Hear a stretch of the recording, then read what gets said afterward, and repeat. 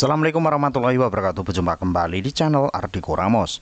Informasi terbaru kali ini terkait dengan kabar gembira bagi sahabat-sahabat P3K, khususnya untuk sahabat-sahabat P3K paruh waktu juga.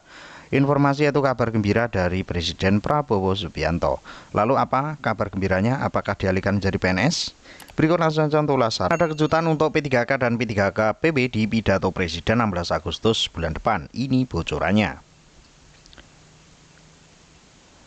Dari Jakarta, Sekretaris Jenderal DPP Guru dan Tenaga Kependidikan atau GTKN Ratna Purwakesi mengungkapkan akan ada kejutan untuk P3K dan P3K paruh waktu di pidato Presiden 16 Agustus 2026.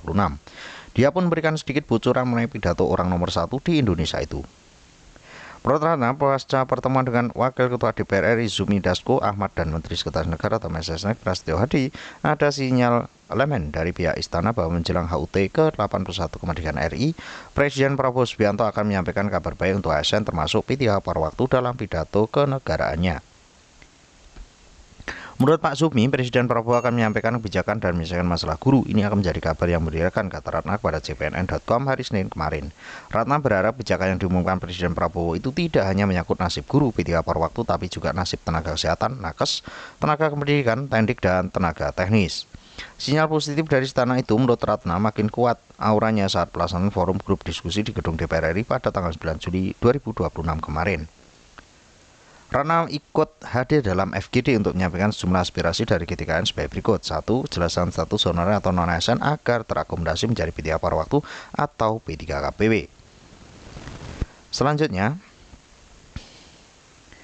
bukan hanya itu saja ya, ada beberapa poin. Yang kedua, perubahan status dari P3K PB ke P3K penuh waktu termasuk penyesuaian tendik menjadi guru. Selanjutnya, perubahan status P3K ke PNS, jenjang karir P3K dan regulasi agar P3K bisa mencalonkan kepala sekolah atau KS tidak harus di sekolah induk. Saya ulangi lagi untuk poin ketiga ya sahabat, perubahan status P3K ke PNS, jenjang karir P3K dan regulasi agar P3K bisa mencalonkan kepala sekolah atau KS tidak harus di sekolah induk. Jadi untuk poin ketiga ini menjadi kunci ya sahabat-sahabat terkait dengan kejutan yang akan disampaikan oleh Presiden Prabowo Subianto di bulan depan atau di tanggal 16 Agustus tahun 2026 terkait perubahan status P3K menjadi PNS. Yang keempat, permasalahan TPG, GPI, dan in-passing.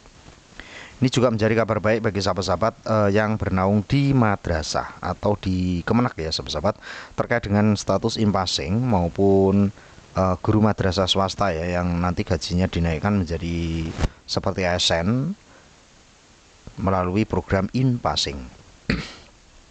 Yang kelima, pengajian P3K dan P3K PW dari guru, tendik, teknis, dan nakes dari APBN. Ini menjadi kunci kedua terkait dengan kabar gembira bagi sahabat-sahabat. Nantinya jika penggajian dari P3K ini atau maupun P3K PW ini nanti ditanggung oleh pusat, maka gaji untuk P3K PW tidak ada namanya 300.000, 200.000, 400.000, 1 juta, tapi akan seragam atau akan sama dari setiap status untuk sahabat-sahabat P3K PW seperti P3K penuh waktu ya sahabat-sahabat seperti itu.